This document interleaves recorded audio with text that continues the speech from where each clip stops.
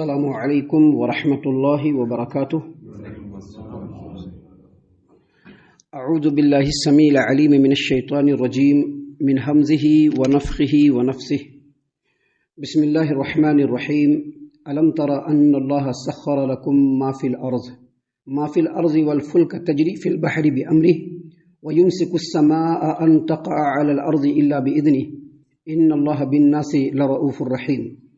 وهو الذي أحياكم ثم يميتكم ثم يحييكم إن الإنسان لكفور۔ محترم سامعین کرام،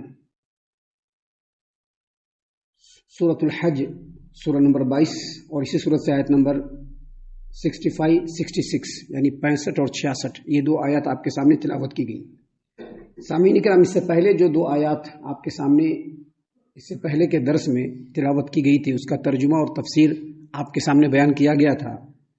ان آیتوں میں اللہ تبارک و تعالیٰ نے لوگوں کو مخاطب کرتے ہوئے، محمد عربی صلی اللہ علیہ وسلم کو مخاطب کرتے ہوئے فرمایا کہ کیا تم لوگ نہیں دیکھتے ہو کہ اللہ نے آسمان سے بارش برسایا اور بارش کا پانی پڑنے کی وجہ سے زمین بالکل سرسبز اور شاداب ہو گئی، اور بے شک اللہ تبارک و تعالیٰ انتہائی باریک بھی اور بہت زیادہ باخبر ہے۔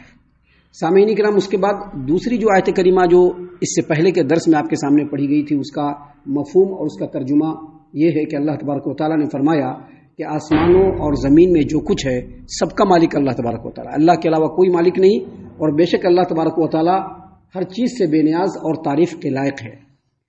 ان باتوں کو بیان کرنے کے بعد اب اگلی آیت کریمہ جو ابھی آپ کے سامنے پڑھی گئی ہیں، دو آیات، اس میں اللہ تبارک و تعالیٰ نے فرمایا الم تر ان اللہ سخر لکم ما فی الارض، کیا تم نہیں دیکھتے کہ جتنی بھی چیزیں زمین میں ہے تمام چیزوں کو اللہ تبارک و تعالیٰ نے تمہارے انڈر میں کر دیا، تمہارے لیے مسخر کر دیا ہے کہ نہیں؟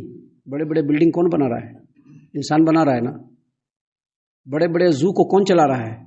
ان زو میں جو بڑے بڑے جانور ہیں، خطرناک بھی ہیں، چھوٹے بھی ہیں، ان جانوروں کو قبضے میں کون کر کے رکھا ہوا ہے؟ انسان کر کے رکھا ہوا ہے۔ ابھی سمندروں کے اندر جو بڑی بڑی کشتیاں اور جو موٹر بوٹ اور بڑے بڑے اسٹیمرز اور ہوائی اور جہاز چلتے ہیں، یہ کون چلا رہا ہے؟ انسان چلا رہا ہے۔ آسمان پہ جو بڑا بڑا پلین اڑ رہا ہے اور جیٹ ومان اڑ رہا ہے اور راکٹ اڑ رہا ہے، اس کو کون چلا رہا ہے؟ انسان کر رہا ہے۔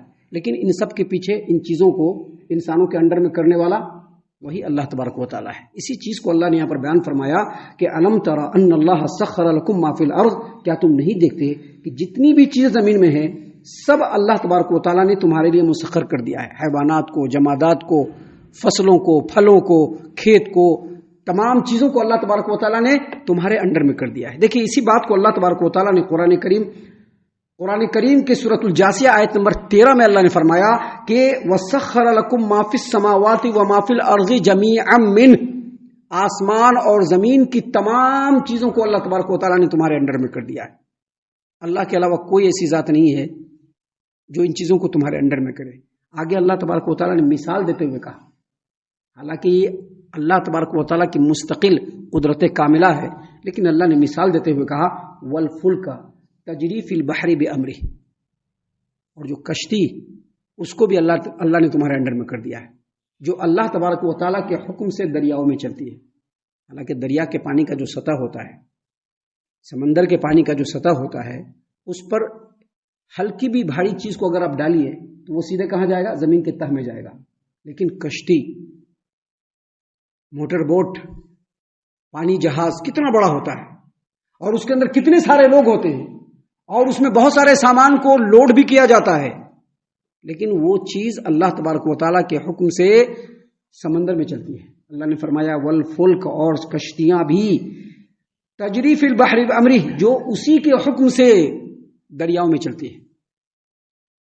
سامعین کرام، اللہ تبارک و تعالیٰ کی توفیق اور اللہ تبارک و تعالیٰ کے اذن سے کشتیاں نرم ہوا اور پاکیزہ ہوا کے جھونکوں کے ساتھ اپنے مسافروں کو لیتے ہوئے سمندروں کے تلاطم خیز سمندر اور اس کے اندر جو موجیں ہوتی ہیں ان کے بیچ میں چلتی رہتی ہے۔ مسافر جو ہوتے ہیں ان مسافروں کو لے کر کے چلتی رہتی ہے، اور وہ جو مسافر ہوتے ہیں ایک شہر سے دوسرے شہر، ایک ملک سے دوسرے ملک خود بھی جاتے ہیں، بہت سارے سامان اور ساز و سامان کو لے کر کے بھی جاتے ہیں اور پھر لے کر کے بھی آتے ہیں۔ یہ جو جتنی ساری جو ابھی باہر سے جو آدمی سامان آتا ہے جس کو کارگو کہتے ہیں، اس میں سے 80% سامان جو ہے وہ سمندر کے راستے سے ہی آتا ہے، ایک ملک سے دوسرے ملک میں، دوسرے ملک سے تیسرے ملک میں جاتا ہے۔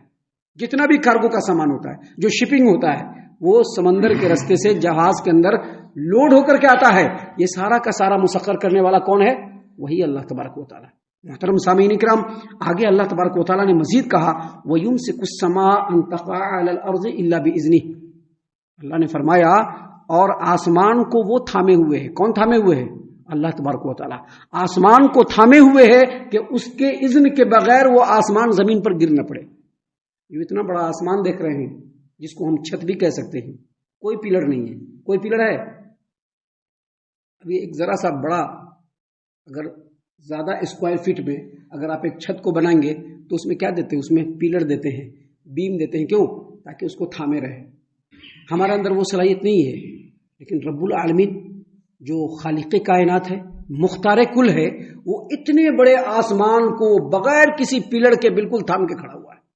اگر اللہ تبارک و تعالیٰ چاہے تو اسی آسمان کو گرا دے اور پوری کی پوری زمین تہس نہس ہو جائے، ملیا میٹ ہو جائے، اگر اللہ تبارک و تعالیٰ چاہے تو۔ لیکن وہ اپنے لطف سے، اپنے کرم سے، اپنی مہربانی سے آسمان کو تھامے ہوا۔ اللہ نے اس بات کو یہاں پر بیان فرمایا وَيُمْسِكُ السَّمَاءَ أَن تَقَعَ عَلَى الْأَرْضِ إِلَّا بِإِذْنِهِ، اور آسمان کو بھی وہ تھامے ہوئے ہے کہ اس کے اذن کے بغیر زمین پر گر نہ پڑے۔ اگر اللہ تبارک و تعالیٰ آسمان کو گرا دے تمام چیزیں ہلاک ہو جائے، لیکن وہ اپنے لطف سے، اپنے کرم سے، اپنی مہربانی سے آسمان کو تھامے ہوئے ہے۔ حالانکہ انسان پھر بھی ظلم کر رہا ہے۔ ظلم کر رہا ہے کہ نہیں کر رہا ہے؟ ہم لوگ خود بہت بڑے ظالم ہیں۔ ہم سے بڑا ظالم اور کون ہوگا؟ کہ ہم لوگ ایمان کا بھی دعویٰ کرتے ہیں، توحید کا بھی دعویٰ کرتے ہیں، پھر بھی ہم لوگوں کے جو حالات ہیں، جو ہم لوگوں کے جو طریقے ہیں، ہم لوگوں کا جو شیوا اور شعار ہے، یہ انتہائی بہت بڑے ظالم لوگوں کا شیوا ہے۔ ظلم کرنے کے باوجود اللہ تبارک و تعالیٰ اپنے لطف و مہربانی کی بوچھار ہم لوگوں پر کیے ہوا ہے۔ اسی لیے اللہ تبارک و تعالیٰ نے آگے فرمایا ان اللہ بالناس لرؤوف الرحیم، بے شک اللہ تبارک و تعالیٰ لوگوں پر نہایت شفقت کرنے والا اور انتہائی مہربان ہے۔ حالانکہ انسان ظلم کر رہا ہے۔ اللہ نے اسی قرآن کریم کی سورۃ الرعد کی آیت نمبر 6 میں کہا وَإِنَّ رَبَّكَ لَذُو مَغْفِرَةٍ لِلنَّاسِ وَإِنَّ رَبَّكَ لَذُو مَغْفِرَةٍ لِلنَّاسِ عَلَى ظُلْمِهِمْ، لوگوں کے ظالم ہونے کے باوجود اللہ تبارک و تعالیٰ لوگوں کو معاف کر رہا ہے۔ اللہ کو پوری دنیا کو ہلاک کرنے کے لیے کچھ کرنے کی ضرورت نہیں، بس خالی کہے گا کون آسمان گرے گا، پوری دنیا ختم۔ لیکن اللہ تبارک و تعالیٰ اپنے بندوں پر نہایت شفیق ہے، انتہائی مہربان ہے۔ اور پھر اگلی آیت کریمہ میں اللہ نے فرمایا وَهُوَ الَّذِي أَحْيَاكُمْ ثُمَّ يُمِيتُكُمْ ثُمَّ يُحْيِيكُمْ إِنَّ الْإِنسَانَ لَكَفُورٌ، اللہ نے فرمایا وہی اللہ تبارک و تعالیٰ ہے جس نے تم کو حیات بخشی، اور پھر اللہ نے فرمایا پھر تم کو مارے گا، پھر تم کو زندہ کرے گا، اور بے شک انسان انتہائی ناشکرا ہے۔ قرآن کریم سورۃ البقرہ آیت نمبر 28 میں اللہ تبارک و تعالیٰ نے فرمایا ہے وَكَيْفَ تَكْفُرُونَ بِاللَّهِ وَكُنْتُمْ أَمْوَاتًا ثُمَّ أَحْيَاكُمْ فَأَحْيَاكُمْ ثُمَّ يُمِيتُكُمْ ثُمَّ يُحْيِيكُمْ ثُمَّ إِلَيْهِ تُرْجَعُونَ، اللہ تبارک و تعالیٰ نے فرمایا کیسے تم اللہ تبارک و تعالیٰ کا انکار کرتے ہو کہ اس نے تم کو زندہ کیا، پھر تم کو مارے گا، پھر تم کو زندہ کرے گا، اور تم تمام کو رب العالمین کی طرف لوٹ کر کے آنا ہے۔ سامعین کرام، ان آیتوں کا جو مفہوم ہے اور ان آیتوں کا جو معنی ہے وہ یہ ہے کہ تم لوگ اللہ تبارک و تعالیٰ کو چھوڑ کر دوسروں کے در پہ کیسے جاتے ہو؟ اللہ کو چھوڑ کر غیر اللہ کی پوجا میں کیوں لگے ہوئے ہو؟ اللہ کو چھوڑ کر اپنے نفس کی پرستش میں کیوں لگے ہوئے ہو؟ اپنے نفس کے پیچھے کیوں بھاگ رہے ہو؟ جبکہ اس اللہ تبارک و تعالیٰ نے ہر چیز کو تمہارے انڈر میں لگا دیا ہے۔ آسمان سے بارش برساتا ہے، ہمارے لیے روزی پیدا ہو جاتی ہے، ہوتی کہ نہیں ہوتی؟ آسمان سے بارش برساتا ہے تو ہمارے لیے روزی پیدا ہو جاتی ہے۔ اللہ تبارک و تعالیٰ نے ہمارے لیے ہر چیز کو ہمارے انڈر میں کر دیا۔ دیکھیں کتنی بڑی بڑی گاڑیاں، کتنی بڑے بڑے، آج میٹرو چل رہا ہے، بلٹ ٹرین چل رہا ہے، کیوں؟ کس نے تمہارے انڈر میں کیا؟ اسی رب نے تمہارے انڈر میں کیا ہے۔ کہ آج تم لوگ بلٹ ٹرین چلا رہے ہو، ایسا ٹرین چلا رہے ہو جو 400 کلومیٹر 500 کلومیٹر پرتی گھنٹہ کی رفتار سے چل رہی ہے آج کے ڈیٹ میں۔ ان تمام چیزوں کو تمہارے انڈر میں کرنے والا رب العالمین ہے، پھر بھی تم اللہ کو چھوڑ کر کے دوسروں کے پیچھے بھاگ رہے ہو۔ کہاں چلے جا رہے ہو؟ کدھر چلے جا رہے ہو؟ سامعین کرام، اللہ نے اس لیے کہا کہ وہو الذی احیاکم، وہی وہ ذات ہے جس نے تم کو پیدا کیا جبکہ تمہارا کوئی وجود نہیں تھا. فار ایگزامپل، اگر اللہ تبارک و تعالیٰ محمد عربی صلی اللہ علیہ وسلم کو پیدا نہیں فرماتا تو کیا محمد صلی اللہ علیہ وسلم کا ذکر ہوتا؟